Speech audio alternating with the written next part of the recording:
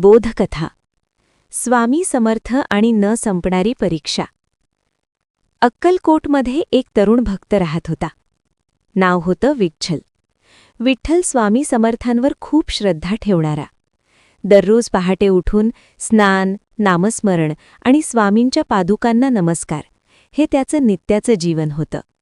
पण त्याच्या आयुष्यात काहीच जुळून येत नव्हतं.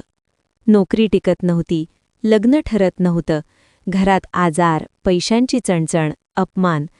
लोक म्हणायचे, इतका देवधर्म करतोस तरी तुझ्यावरच संकट का? हळूहळू विठ्ठलच्या मनात प्रश्न निर्माण झाला. एके दिवशी खूप वाईट अवस्था झाली. नोकरी गेली, घरात पैसे नाहीत, आई आजारी. तो थेट स्वामी समर्थांसमोर उभा राहिला. डोळ्यात अश्रू, आवाज कापत होता. तो म्हणाला, मी तुमच्यावर पूर्ण विश्वास ठेवला, मग माझ्याच आयुष्यात एवढं दुःख का? स्वामी समर्थ हसले. ते काहीच बोलले नाहीत. फक्त बाजूला ठेवलेला मातीचा घडा उचलला आणि अचानक जमिनीवर आपटला. घडा फुटला. सगळीकडे माती पसरली. विठ्ठल गोंधळला. स्वामी म्हणाले, विठ्ठल, हा घडा फुटला म्हणून तो वाईट झाला का?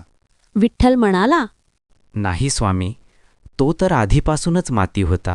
स्वामी शांतपणे म्हणाले, मग समज, तुझ्या आयुष्यात जे तुटतंय, जे जातंय, ते तुझं नव्हतंच. मी तुला मोडतोय असं वाटतंय ना, पण खरं सांगू का, मी तुला घडवतोय. सोनं बनायचं असेल तर अग्नी सहन करावा लागतो. ज्याला मी जास्त जवळ ठेवतो त्याची परीक्षा जास्त घेतो. काळ पुढे गेला. विठ्ठलने तक्रार करणे सोडले. तो फक्त एकच वाक्य म्हणू लागला, जे देशील ते मान्य. आणि हळूहळू एक चांगली नोकरी मिळाली. आई बरी झाली.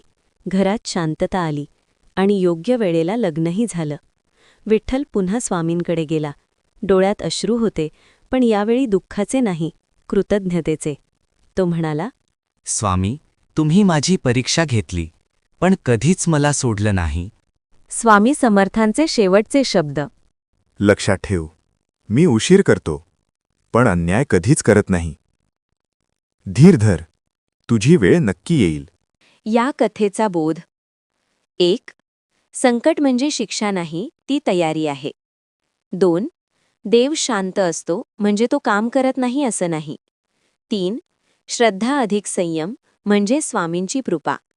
श्री स्वामी समर्थ. भिऊ नकोस, स्वामी तुझ्या पाठीशी आहेत. कथा पूर्ण ऐकून झाली की लाईक, कॉमेंट, शेअर आणि सबस्क्राईब करायला विसरू नका. स्वामीची आपल्यावर नक्की कृपा होईल.